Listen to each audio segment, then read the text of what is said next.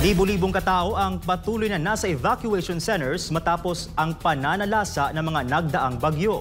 Ayon sa DSWD, tuloy ang kanilang pamamahagi ng tulong sa mga lalawigang sinalanta ng magkakasunod na bagyo.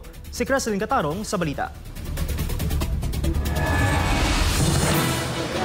Patuloy ang response operations ng Department of Social Welfare and Development kung saan agarang ipinapadala ang mga food at non-food items sa mga apektadong lugar. Ayon sa ulat ng DSWD ngayong Huwebes ng alas 6 ng umaga, umabot na sa higit 209 milyong piso ang halaga ng humanitarian assistance na naipadala sa mga LGU na naapektuhan ng Habagat, Krising, Dante at Emong. Kabilang sa mga ipinamahagi ay food packs, hygiene kits, sleeping kits, kitchen kits at iba pang non-food items ayon kay DSWD spokesperson Assistant Secretary Irene Dumlao. Dagdag pa niya, mahigit 342,000 family food packs na ang naipamahagi sa mga lokal na pamahalaan sa iba't ibang rehiyon. Nagpapatuloy din ang distribusyon sa mga lugar na labis na naapektuhan ng sama ng panahon.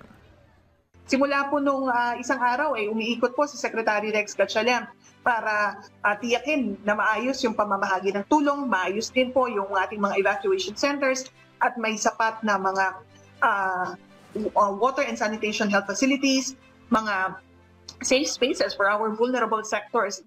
Samantala, pumalo na sa mahigit 46,000 pamilya o katumbas ng 167,000 individual ang pansamantalang nanunuluyan sa mga evacuation centers sa buong bansa. Ang bilang na ito ay mula sa mahigit 1,200 evacuation centers na minomonitor ngayon ng DSWD sa iba't ibang rehiyon.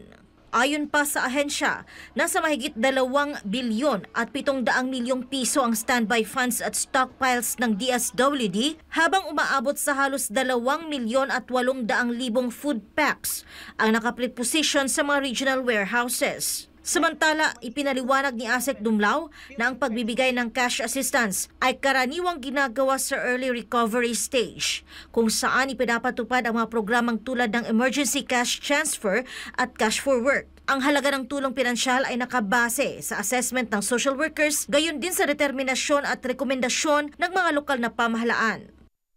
Batay po doon sa ating guidelines on the emergency cash transfer, we could implement yung pong 75% of the daily minimum wage rate multiplied by the number of days na naapektuhan po sila.